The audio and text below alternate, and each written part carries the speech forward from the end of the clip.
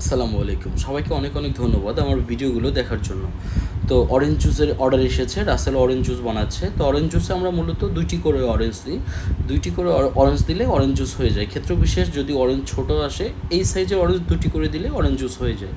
ক্ষেত্র বিশেষ যদি অরেঞ্জ ছোটো আসে আমরা ৩টা দিই, কখনো 4টা দিই। যেমন আমরা অ্যাপেল জুস ইউজ করি 4টা আপেলে, যদি বড় আপেল আসে তাহলে আমরা 2টি করে অ্যাপেল দিই, সেম এক্ষেত্রেও। তো অরেঞ্জ জুসে আমরা বাংলাদেশে, আমি যখন জুস খেয়েছি বাংলাদেশে বিভিন্ন সময় কেমিক্যাল ইউজ করতে দেখেছি, কিন্তু আমরা কিচ্ছু ইউজ করি না। আমরা শুধু জুসের যে ক্রাশার থেকে যে রসটি বের হয়, ওই রসটি বের করার জন্য হালকা একটু পানি দিই, হয়ে গেল পানি দেওয়া।